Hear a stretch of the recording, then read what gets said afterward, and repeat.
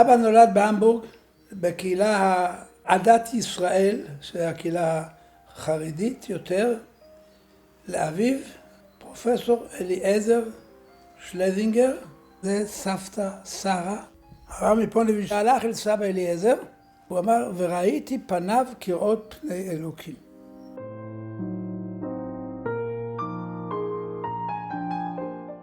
אמא נולדה, משפחת מונק. האבא של אמא היה שמו מאיר, שעל שמו אני קרוי. והוא התחתן עם פשה, פאולה זה פשה. היא הייתה בת של רב שמלכה. רב שמלכה רוקח היה הפרנס של לבוב. היה אדם עשיר ומנהיג הקהל. והייתה לו אחוזה גדולה. לאמא היו הרבה סיפורים על הנחלה של הסבא שלה. שהיא נסעה לשם ורכבה שם על סוסים והלכה לטייל שם, ושהיא לסבתא שלה הייתה פענית שכל בוקר באה לסרק לה את הפאה ולספר לה את הרכילות של הכפר. בחדר של הילדים הייתה מפה של ארץ ישראל על הקיר, והוא היה בוחן אותם בשמות של מקומות בארץ, והיה תוקע סיכה, היו צריך לתקוע סיכה באיזה מקום העיר הזאת או הכפר הזה נמצא. בכלל היא לא הלכה לבית ספר, מפני שהביאו מורה פרטי שתלמד עברית.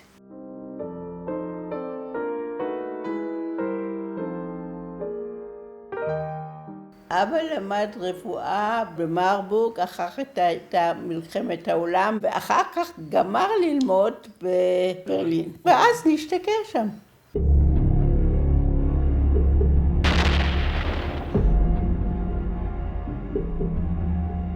במלחמת העולם, והוא אז היה חייל רופא בצבא הגרמני.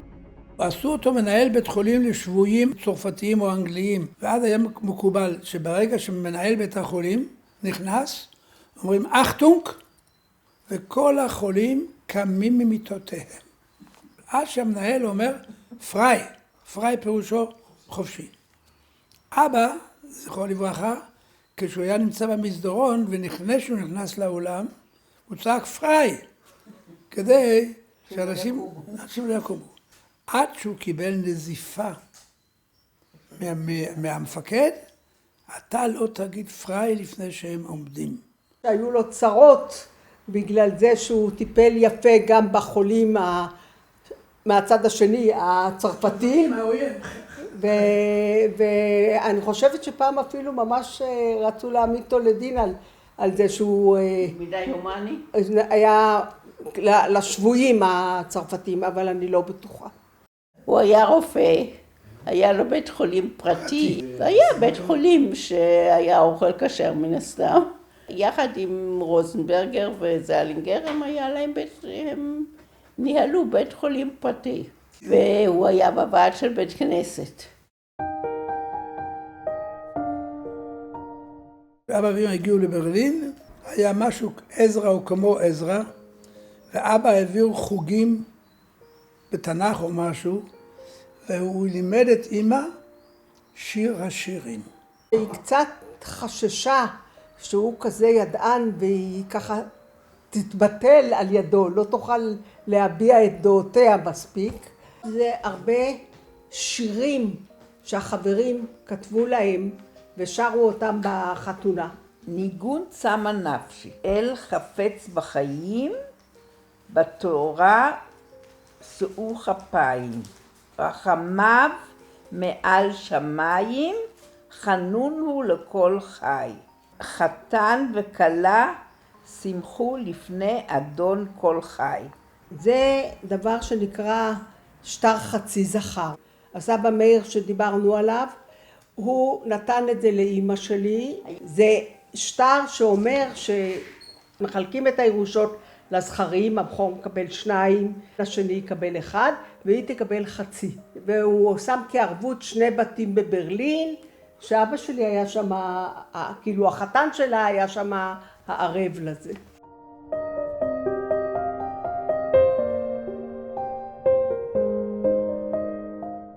אבא בעצם חשב לעלות לארץ עוד לפני שאני נולדתי.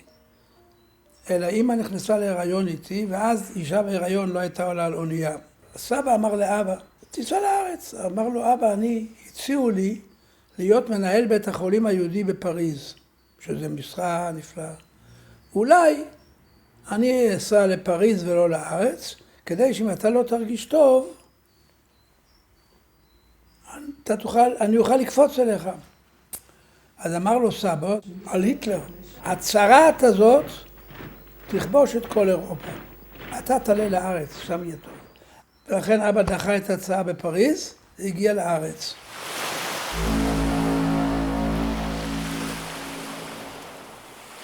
היינו צריכים להגיע לחיפה. עלינו לאונייה, ומאיר, שהיה באמת מאוד קטן, קיבל חום. ואז אמרו, משהו יותר מוקדם לרדת מהאונייה. והאונייה הגיעה קודם ליפו, ואחר כך הייתה צריכה להגיע לחיפה. אז ירדנו ביפו. אבא החליט שאם הוא כבר קרוב לירושלים, אז לפני שהולכים לחיפה ומשתגעים, אז צריך ללכת לכותל. אז הוא נסע בלעדינו, וחזר משם ואמר, משנים את התוכנית, נביא את הליפט מחיפה לירושלים ונשתקע בירושלים. כל המשפחה, כל האחים והאחיות של אבא ושל אמא הגיעו לארץ לפני פרוץ המלחמה בפועל. אבא שהיה מורה כבר בארץ והיה עסקן כל החיים שלו, היו לו את הקשרים, אני ממש זוכרת איך הוא התרוצץ לקבל בשבילהם צרטיפיקט, בשביל זה צרטיפיקט, בשביל זה ויזה לביקור. אמא של אבא, שרה, היא הייתה בברלין ובאה לבקר בארץ את הילדים שלה עם שני מזוודות קטנות. היא באה ב-38 להיות פה חודשיים ולחזור. כשהיא באה, אז אבא זכרו לברכה אמר לה, ממא, את לא חוזרת. אז היא אמרה, אבל כל הדברים שלי, כל הכסף, כל הבגדים, הכל. אבל את פה לא נתן לסבתא לחזור. דוד וילי, הבעל של אחותה של אבא, כתב מברק, אז זה היה, בגלל הפצע שיש לך ברגל, את לא יכולה לנסוע. שזה היה מובן מאליו, שהוא אומר לה, אל תבואי. ובזה הוא הציל אותה. קודם היינו בזיכרון משה, שם היינו שבועיים או משהו כזה, אחר כך הלכנו ל3 חודשים בבית הכרם לדירה זמנית, אחר כך הלכנו למקור ברוך, שם היינו שנה, ואחר כך עברנו למרדכי בן הלל, אחר כך עברנו לגור בבית האלפרייך, זה היה בית חדש גבוה שלא היה רגיל בירושלים.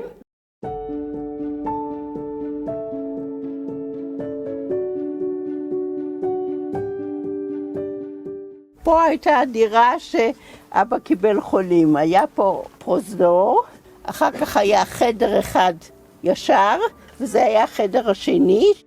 זה היה החדר שלנו.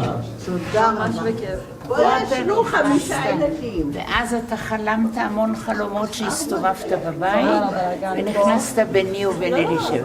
אבל אני עוד יותר זוכרת שרותי, את היית בכיינית נורא, ואבא כל ערב טייל איתך כדי להרגיע אותך.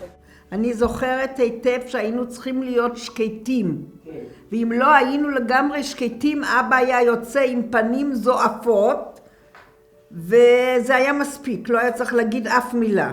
כל הבוקר באו חולים, הייתה לו אסיסטנטית, גברת ארליך, ממש נהייתה בת משפחה, כן, אכלה איתנו וזהו. הייתה לאבא אסיסטנטית לפני גברת ארליך, שחשבה שכשיש חושך בחדר, לא שומעים מה שמדברים. לא, זה לא צחוק. היא הייתה מדברת עם אבא על החולה. ברגע שאחרון החולים יצא, המשפחה נשמה לרווחה, התפרסנו על כל הדירה, והרגשנו שיש מרחב מחיה. בשנת 48 אבא נהיה מנהל בית חולים. אבא הלך כל שבת לבית חולים. ברגל. אני צריך לראות שהכל בסדר. הוא היה הולך הלוך וחזור כל שבת.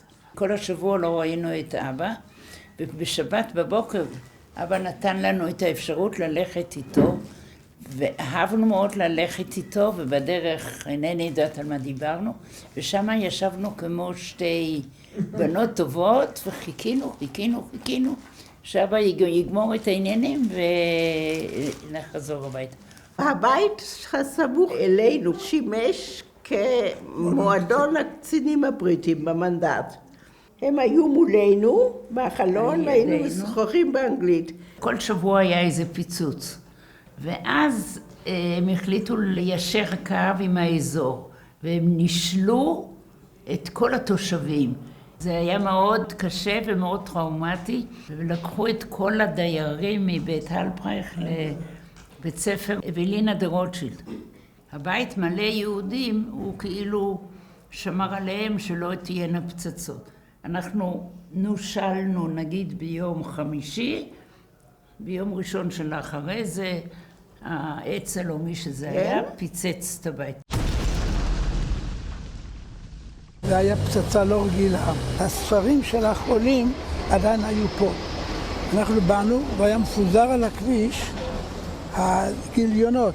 אז אספנו מהכביש את הגיליונות, אבל לאבא זה כאב עד מאוד. במצור היו פגדים מפה. ערב אחד היה ממש התקפה רצינית. אבא אמר, בכל זאת נלך לחדר המדרגות. ועוד לא עברו 5 דקות ושמענו רעש גדול ופגז אחד, אני לא יודעת איך הוא מצא את הדרך שלו, בדיוק לחלון הזה, והתפוצץ שם בפנים, את כל החדר, את כל הדירה. אז אבא או אמא אמרו, כל אחד יזדהה, וכל אחד אמר שהוא קיים. ועל המותק הזאת, הקטנה הזאת, יהודית שכבה עליה. זאת הייתי אני, ולא יהודית. מה ששכבת על יהודי? פשוט היא הייתה אחותי הקטנה. הייתה תקופת העוצר. מי שבבית בשעה 7 בערב, הוא צריך להישאר עד 7 בבוקר באותו מקום, הוא לא יכול לצאת לרחוב. אבא יכול ללכת בתור רופא לבקר את החולים, ואז אם הוא היה עובר באיזה מקום והייתה איזה חנות פתוחה, אני זוכרת שהוא הביא פעם תפוחים ובננות. אני זוכרת שהוא הביא חלות, וחלות. והיה עמוס, והכל נפל לו, ואנחנו ראינו מהחלון, אבל לא יכולנו לבוא לעזור לו. פעם אבא קנה חבילת חמאה בזמן העוצר. אבל כאדם שהוא לא רגיל, הוא דחף אותה בכיס האחורי של המכנסיים. היתר אתה כבר יכול לתאר לעצמך.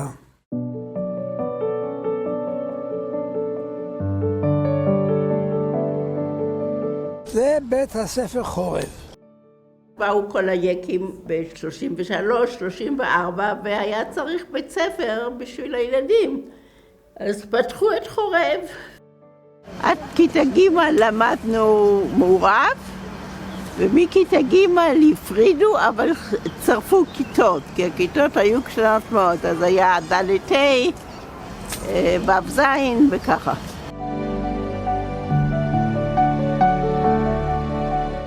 אנחנו גרנו הכי קרוב לבית הספר, ירדנו פה חצי קומה, הגענו לחצר והיינו בבית ספר. אז בחלומות נעורים של ילדים קטנים הצטערנו שאין לנו איזה מגלצ'ה שתגליץ' אותנו ישר לבית הספר.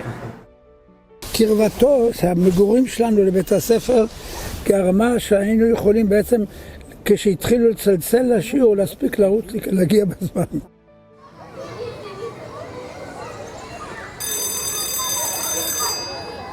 התלמידים מאוד הפריעו למורים, בצורה לא כזו שאף ילד בימינו לא עושה.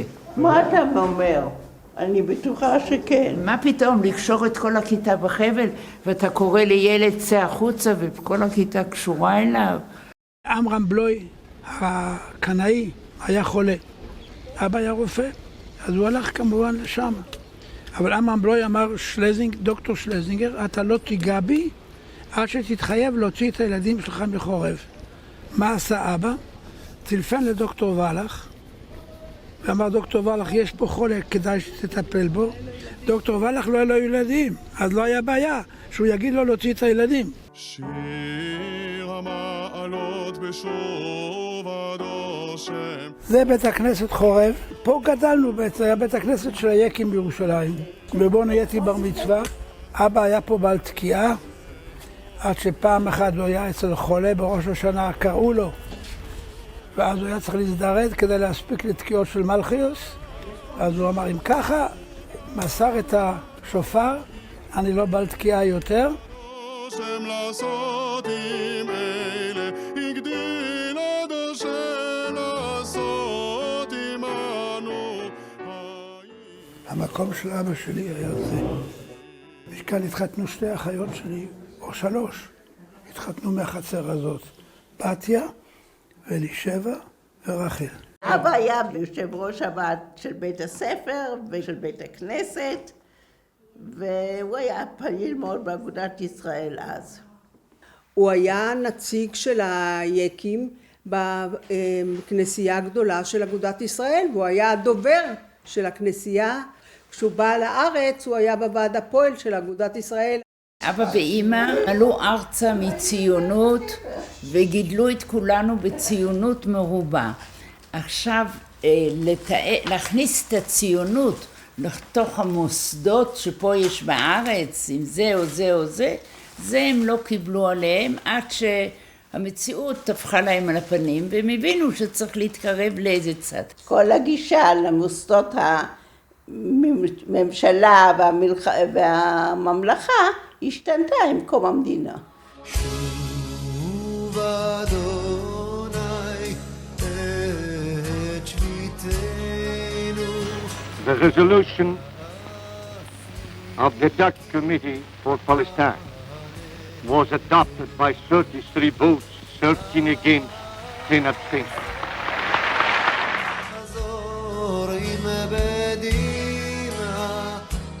היו אנשים צעירים שעברו ברחוב, יהודים, מדינה משלנו.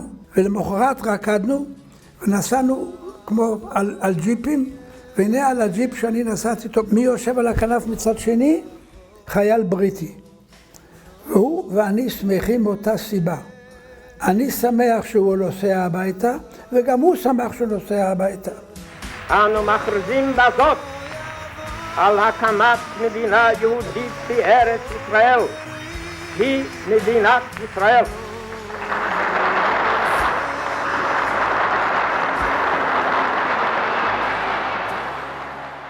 יום הכרזת המדינה בירושלים היה פחות חגיגי, כי היינו במצור. היינו עומדים בתור, היה אוטו של המים, ועמדנו עם הדלי שלנו, והיינו היו מחלקים כמה נפשות. כל אחד קיבל חצי פח מים. אמא הייתה אומנית, היה מעט אוכל, היא ידעה לחלק עגבנייה ל5 אנשים. לא באמת, בזמן, איך שהיא ניהלה את הבית, היום אף אחד לא הייתה חושבת על זה, עם הסדרה, שיהיה מסודר, שיהיה טוב, עם כלום. כדי שיהיה לנו מספיק אוכל, יצאנו עם סבתא. מול הבית זה היה בית כנסת ישורון, זה היה שדה טבעי, וכתבנו חובזה. אבא חינך רק בעיניים. זה רק אין היה ספק. צריך להסתכל על משהו, על מישהו, אז הוא ידע שהוא לא בסדר. רצינו את תשומת לב של אבא, כשהיה לנו, הוא היה באמת מעט מאוד בבית עם הילדים. אז היה לנו טריק.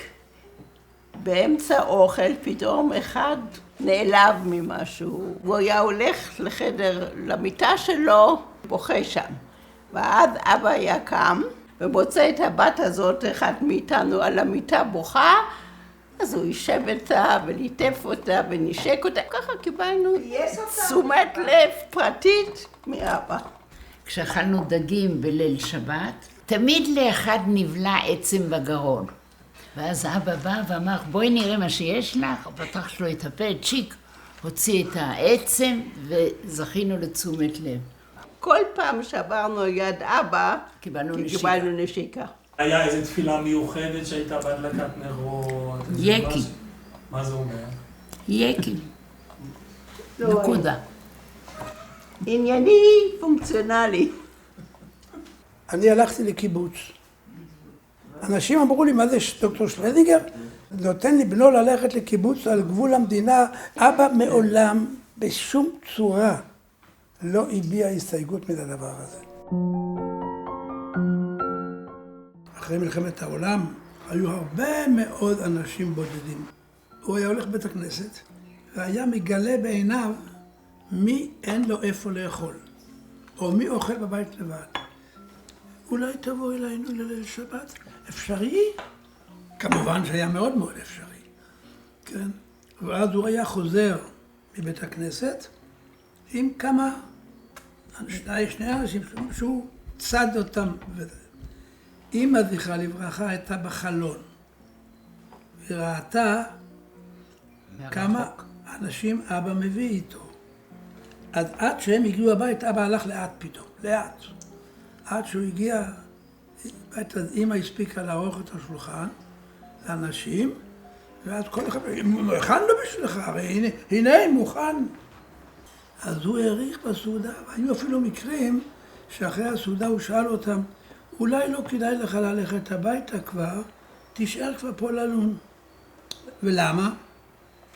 כי בבית שלו היה קר, בבית שלנו היה חם. פעם לקח אותי חבר לרב טאו, ואז הוא אמר לו, שלזינגר, הנכד של זה, אז הוא אומר לי, אני חייב לספר לך סיפור על סבא וסבתא שלך.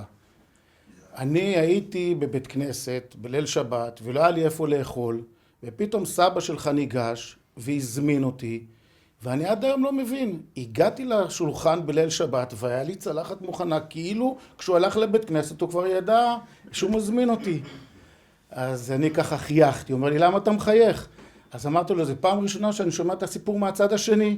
אני אספר לך את הסיפור איך שמעתי אותו תמיד כנכד, וזה אפילו הסיפורים מצטלבים וכנראה מדויקים. לאבא היה בעיה עם כסף, עם לקבל כסף, עם להגיד כמה עולה משהו, זה...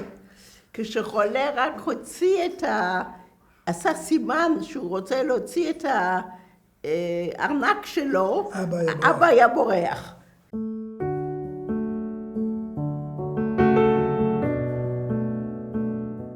שאלו את אבא, למה כשהבנות שלו הביאו את החתנים שלהם, הוא לא דרש בשביל החתן ייחוס. ואבא ענה, אני לא מעוניין בייחס, אני מעוניין שהחתן יתחיל את הייחס. תסלחי לי. אבל היה לה כמה חברים. זה לא בושה. לא אמרתי שזה בושה. אבל היו לה כמה חברים, אם זה אני לא אגיד שמות, כי עכשיו זה לא יפה להגיד. מתו כולם כבר. נכון. האמת היא שהם באמת כבר מתו. כן, מה זה באמת? אז לא ידענו, אנחנו לא היינו עוד כל כך מומחים בענייני חברות. את מי מכל הקבוצה היא תבחר לעצמה. אז היא יצאה יונה ומאוד שמחנו. יונה נכנס לבית כחתן. תמיד ניגש את בתיה ונתן לך יד, ועזר לך לקום מהספה. הוא היה ג'נטלמן, נכון. לא, זה ממש... היה לו כללי התנהגות, יצא. הוא יודע איך להתנהג. הכניסה של יונה הייתה מאוד מאוד משמעותית. הוא זה שאנחנו נחיה איתו כל השנים. התבקש מאיתנו להתייחס אליו קצת ביתר דרך ארץ, ביתר כבוד. אחר כך הוא היה באמת ממש בן בית, התקבל בזרועות פתוחות ופתח את הדלת לכל הגיסים שאחריו. יודי שמע בערי יהודה. בינם הוא שורד שואה שנשאר בלי משפחה. ולקבל בן אדם בלי ראש של הנשמה זה באמת לא היה כל כך פופולרי. והגדולה של אבא ואמא שהם קיבלו אותו כמו שהוא. הקבלה שלו הייתה לתוך הבית כאילו הוא אתה כמו כולם ואין לנו שום עניין איתך ולא כלום. ג'ק היה בחור שלא היה לו בעצם שום דבר. הוא בא לחתונה ממש אפשר להגיד בלי כלום. ובכלל אבא ואמא לא שאלו על הדבר הזה. כשהוא בא למשפחה שלנו, זאת הייתה המשפחה שלו. הם באמת נתנו לכל אחד מאיתנו למצוא את האדם הנכון. נכון. לא אמרו, אל תיקח ייחוס, אל תחפשי ייחוס, אנחנו אצלנו ייחוס או אצלנו כסף. לא היה דבר כזה. זה נכון. אבא אומר לי, אני לא מבין, למה רותי עוד לא מצאה בחור? אז אמרתי לאבא, ואני בדיוק זוכרת, אמרתי שאתה יודע מי אתה, אבא, אתה אובגי. אובגי זה הייתה חנות הבגדים בפינת ירושלים, ולא כל בן אדם נכנס לחנות הזו, כי הוא חושב שזה יקר וזה סנובי וכל. אז אבא שואל אותי, מה זאת אומרת? אני לא מבין אותך. מה אובגי? אמרתי, אבא, לא כל אחד נכנס לבית שלך ככה חופשי חופשי. יש איזה מעמד שלך. הוא אומר, אני לא מבין עם זה ואני לא מסכים עם זה בשום אופן. כשאנחנו היינו חברים, אני הייתי מאוד ביישנית לבוא לבית של ההורים. ויום אחד הוא היה חולה הלכתי לבקר אותו. אז אני זוכרת באיזה חמימות סבתא קיבלה אותי, סבא, אני לא יודעת אם הוא לא היה בבית.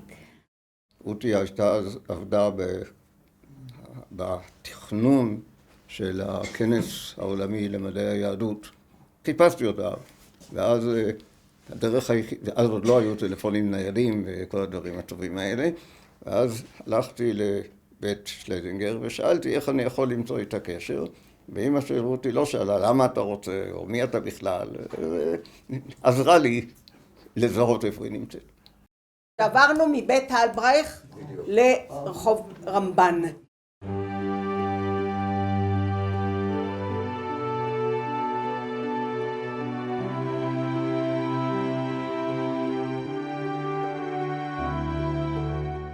גרנו פה. אבא נפטר בדירה כאן בחדר השמאלי. נכון. עברנו דירה הנה 4 ימים לפני פסח. ועד פסח הכל היה מוכן פיקס. ומי שהרבה ארגן את זה זה אמא ויהודית זכרונה לברכה. החדר של יהודית ושלי היה חדר שנכנסו אליו מהמטבח. וזה היה חדר של שנינו, רק שנינו, ולמעשה רק אנחנו היינו בבית. אני הייתי בת 16-17, והיא הייתה כבר בן אדם, כבר בחורה גדולה, קרוב לשנות ה-30 שלה. ובלי שום בעיות, היא הייתה איתי בחדר, ואני רואה את הגדולה שלה בזה. היא הייתה בחורה מאוד מאוד חרוצה, מאוד פעילה, עשתה המון טובות, רצה מבית לבית לעזור, ואיפה שאפשר לתת יד, היא תמיד נתנה. היא הייתה בשבילי דמות מאוד חשובה של אחות גדולה. את יהודית אני זוכרת שהיא באה לבקר אותנו בשלבים. הביאה לי יחיאל איזה אוטו כזה גדול, משהו נורא יפה. ולחגית הביאה מין בובה, ולי הביאה איזה כובע שהיא קנתה מקוני, מישהו שרק כובעים במשפחה. והיא הייתה כל כך משפחתית וחמימה. אמא ואבא הכינו לסעודת פורים המון עוף, אז היו הרבה רגליים של עוף. אז יהודית אמרה, בואי נעשה מזה שרשרת, ותלתה את זה בחדר.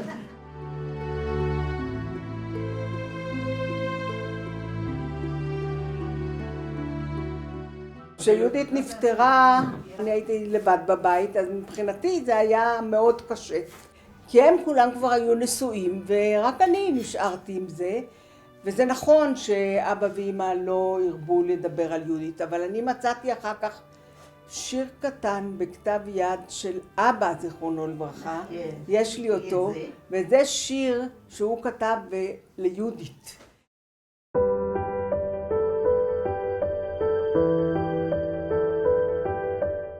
אסתר בכלל ידעה להרגיע כל אחד וידעה להתעניין בכל אחד. היא הייתה פסיכולוגית בלי תואר. באו אליה אנשים שהיו להם בעיות פסיכולוגיות קשות, והם באו אליה וטיפלה בהם, כן? ובהצלחה גדולה. היא הייתה צורפת, היא הלכה לבצלאל, אבא התנגד מאוד שהיא תלך לבצלאל, כן? אבל היא עמדה על שלה, גם בזה היא הייתה טובה, לעמוד על שלה. היה לי לצערי להודיע לאסתר ששלמה נפל. אסתר אמרה לי, מאיר, אני כבר אומרת לך, עם כל הכאב הנוראי, אני רוצה ששלומית תתחתן. היה לה ידע טכני נרחב ביותר לאמא שלנו, וגם איזשהו טאץ'. פעם היה לי בעיה באינסטלציה, ואז אמא באה ובא האינסטלטור, והיא אמרה לו, עכשיו אני אגיד לך מה לעשות. והוא התחיל להגיד, אז היא אמרה, לא, אני אגיד לך, ואתה תעשה, כי היה צריך איזה מכשיר מיוחד, והיא נתנה לו הוראות והבעיה נפתרה. דבורה לב הייתה מאוד חולה. הם היו שכנים שלנו, משפחת לב, הפרופסור לב ואשתו וחמשת ילדיהם, גרו לידינו אז ברחוב הטיבונים, ודבורה הייתה מאוד מאוד חולה, היא נפטרה זמן קצר אחרי זה, והזמנו אותם לליל הסדר, ואמא ביקשה מדבורה להכין את הקינוח או משהו כזה, ואמרתי לה, אמא, למה את בכלל מבקשת ממנה משהו? היא יוצאת ונכנסת בבית החולים, איך היא יכולה? אמרה לי, תמי, ככה צריך לעשות את זה, זה לא דבר גדול, זה לא ייקח ממנה מאמצים גדולים, וככה היא מרגישה לא שאנחנו מארחים את כל המשפחה שלה, ואנחנו עושים לה טובה ומצווה גדולה, אלא שאנחנו עושים ליל סדר ביחד, שהוא במקרה אצלנו בבית. וזה היה מין שיטה מפורשת, שאמא עשתה אותה לחלוטין במודע.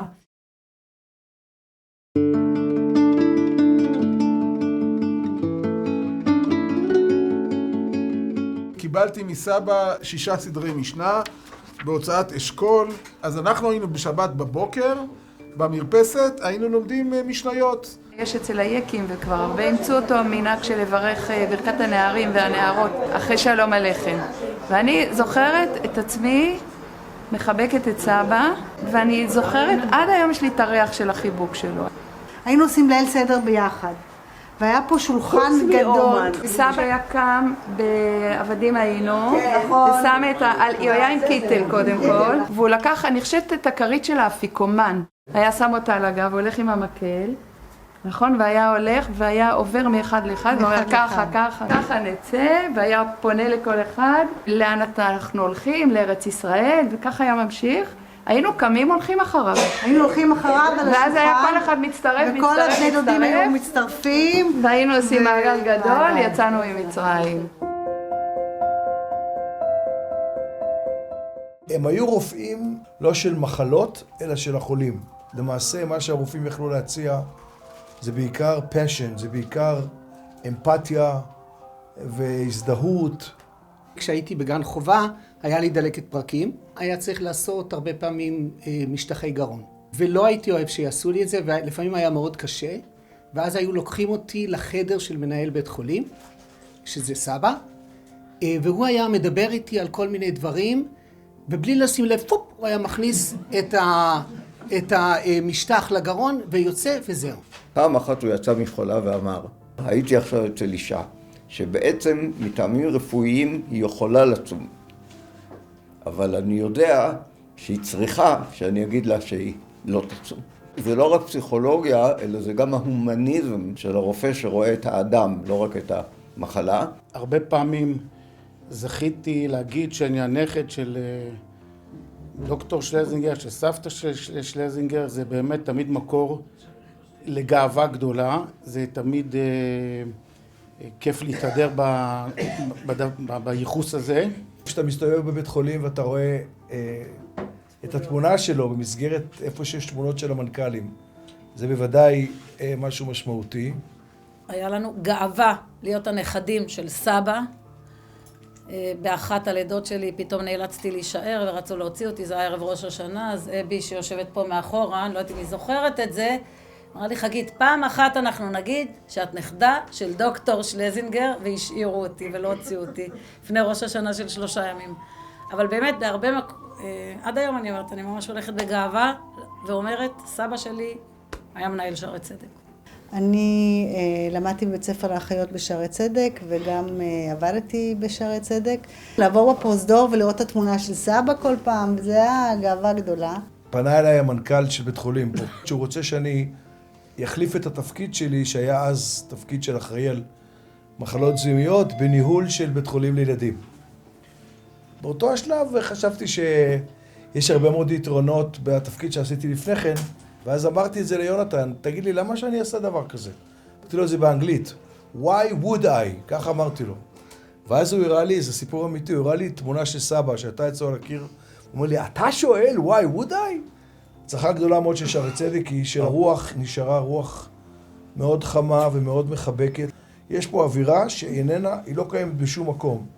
ואני חושב שאפשר לזקוף את זה הרבה מאוד לסבא, גם 54 שנים אחרי פטירתו. אבא שלי נפטר פה, כאן, בסלון פה. כשסבא נפטר, סגרו את הכביש, עמדו כולם למטה, ופה במרפסת הספידו אותו.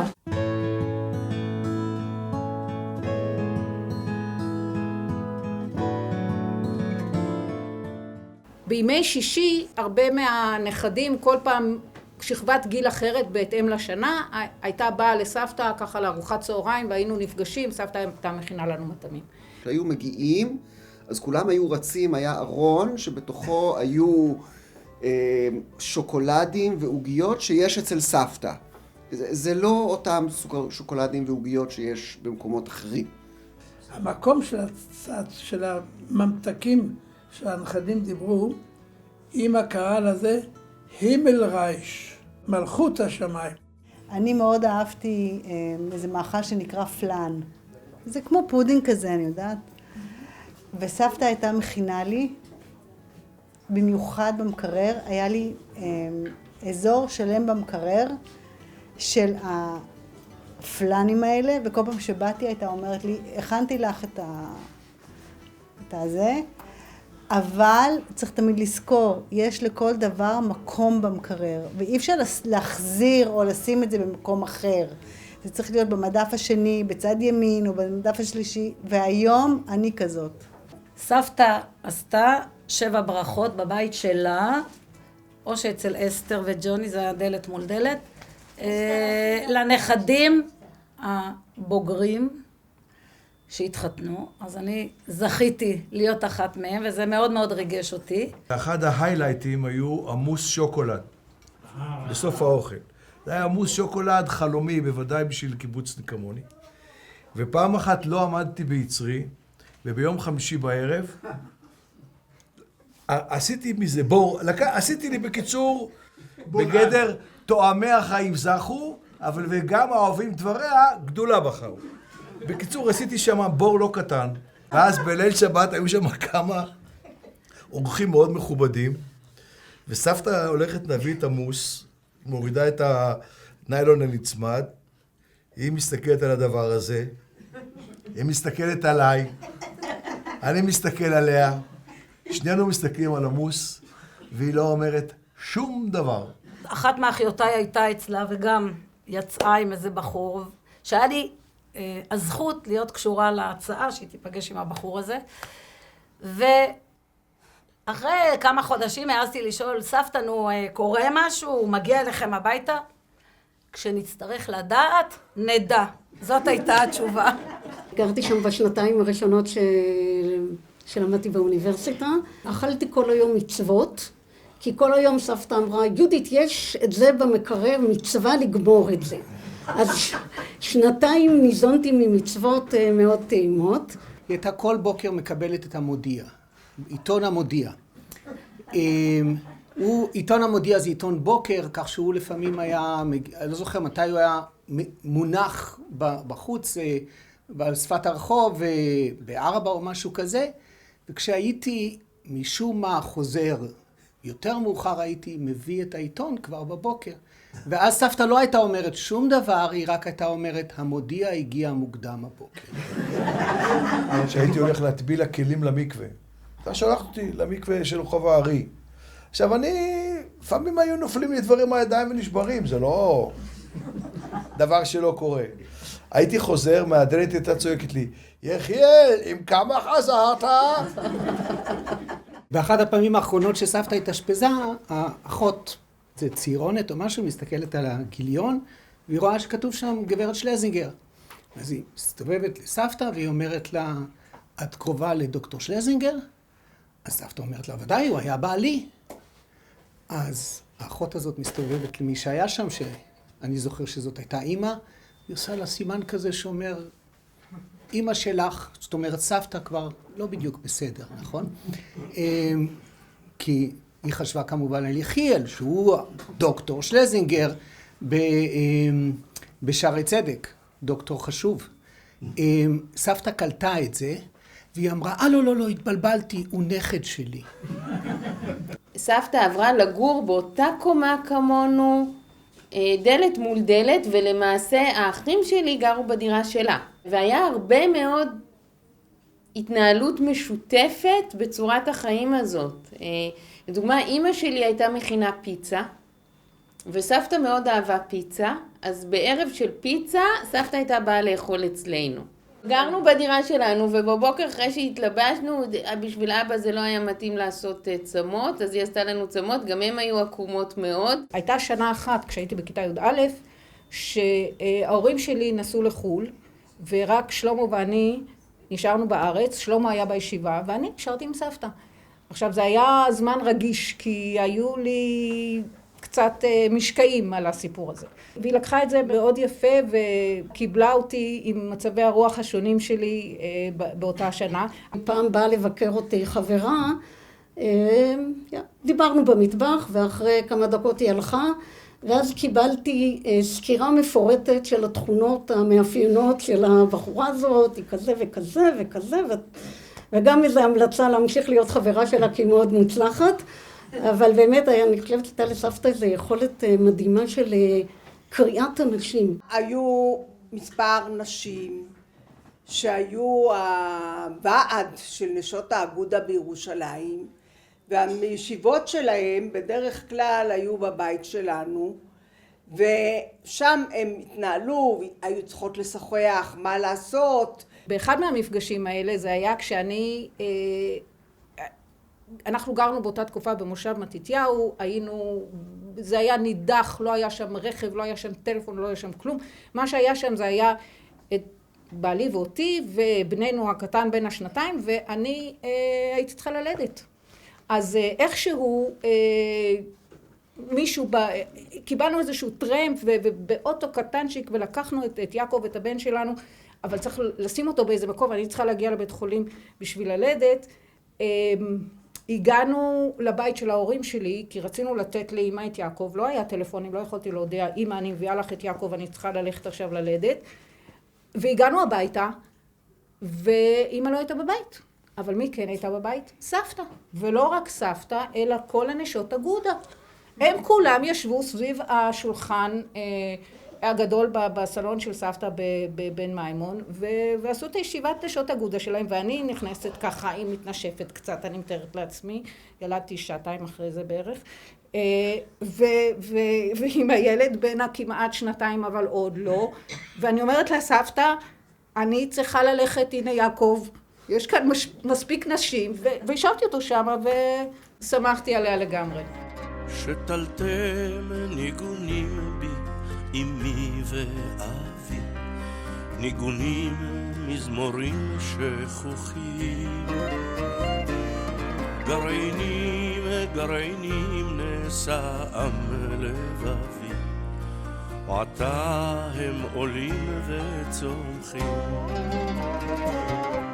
עתה הם שולחים אורות בדמי, שורשיהם באורכי שלובים, ניגונך אהבו ושירייך אימו, בדופקי נאורים ושבים. הנה האזין שיר ארצי הרחוק, הביע פיהם אלי בת, הנה לי נזהר. בסוף ימיה כל יום מישהו היה בא, ואז לי היה את ימי שלישי. הרבה דיברנו, הרבה חוויות יש לי מזה. אני הייתי מביאה משלבים קישו, והייתי עושה לה קישו, בצל מטוגן וקישו, ועל זה את החביתה, היא נורא אהבה את זה, אז כל שבוע הייתי הולכת לאחראית במדבר ומבקשת ממנה קישו. ולוקחת את זה לירושלים בתיק, ובצל היה אצל סבתא. בימיה האחרונים, כשהיא כבר הייתה לא כל כך מובילית, והייתה זקוקה לעזרה, ואז היא אמרה, כל חיי עזרתי לאחרים. עכשיו אחרים עוזרים לי, אין לזה טעם. אחרי שהתארסנו, היא נתנה לי שרשרת שאסתר יצרה, ואחרי שיהודית נפטרה זה חזר לסבתא, וכשהתארסנו, סבתא נתנה את זה לי. קיבלתי את זה בתור מזכרת מדודה שלא הכרתי, שהכינה דודה שאני מכירה, ועם הזמן השרשרת הזאת צברה עוד ועוד נשים שהיא מזכירה לי, ושאני מקפידה לענוד אותה ביום זיכרון של סבתא, ושל יהודית ושל אסתר.